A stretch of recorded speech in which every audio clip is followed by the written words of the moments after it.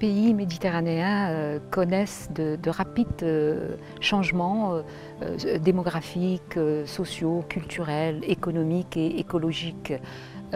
Maintenant, comment ils vont s'organiser pour faire face à ces défis dans les prochaines décennies? Ce qu'on peut dire, c'est que quand il s'agit de défis mondiaux ou régionaux, comme les changements climatiques, les crises sanitaires, les flux migratoires, les pays ne pourront pas y répondre individuellement.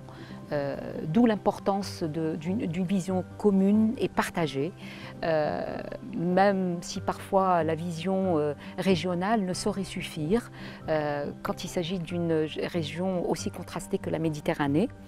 Et donc il faut aussi en parallèle élaborer des visions nationales et locales au plus près des communautés et des décideurs.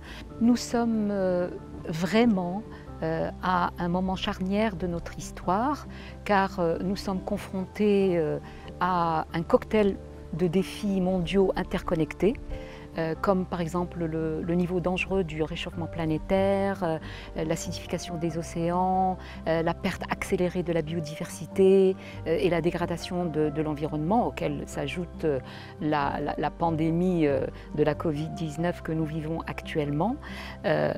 Et la Méditerranée demeure l'une des régions les plus vulnérables au changement climatique. Mais ce qui est dangereux et ce qui est grave, c'est que les impacts du changement climatique sont exacerbés par d'autres facteurs environnementaux comme le changement dans l'utilisation des sols, l'augmentation du tourisme et de l'urbanisation, notamment côtière, la dégradation des sols, la désertification, la pollution, l'intensification de l'agriculture et j'en passe.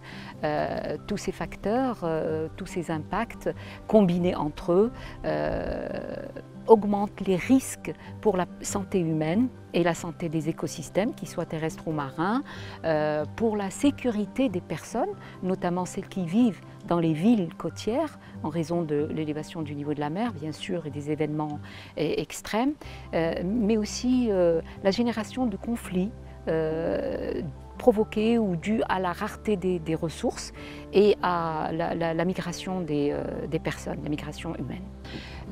Pour atténuer les effets du changement climatique ou s'adapter à celui-ci, il faut relever les défis transfrontaliers et placer la résilience au changement climatique au sein de l'agenda méditerranéen. Et pour cela, il faudrait renforcer le partenariat et la coopération. Il faut augmenter la communication, on le répétera jamais assez. Et ce qui est important aussi, c'est d'informer, d'éclairer la prise de décision publique par une science solide, une science robuste, y compris les sciences sociales, les sciences humaines et bien sûr sans oublier les savoirs locaux et traditionnels. Et justement le MEDEC qui est un réseau d'experts en changement climatique et environnement pour le bassin méditerranéen et justement joue ce rôle d'interface science-policy parce qu'il essaye justement d'évaluer les meilleures connaissances qui existent sur le changement climatique et environnemental et les rendre accessibles aux décideurs, à toutes les parties prenantes et même à la population. J'ai eu en effet l'occasion, je dirais même la chance, de circuler entre les deux rives de la Méditerranée dans le cadre de mes activités. C'était tout d'abord dans le cadre de mes études puisque j'ai fait mon PhD à l'Université de Bordeaux en France.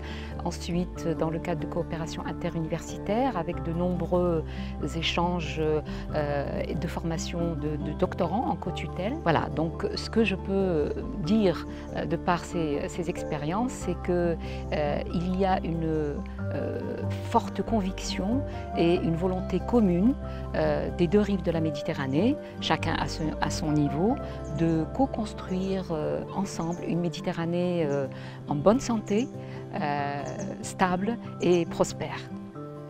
Je dirais le partage, la générosité, une qualité de vie, le dialogue, parce que le mode de vie méditerranéen est toute une culture, je dirais même une mosaïque de cultures et un savoir-vivre qui est d'ailleurs envié par pas mal d'autres pays, enfin d'autres régions du monde. C'est pas facile en un mot, je parlais de mosaïque, mais en un mot je dirais solidarité.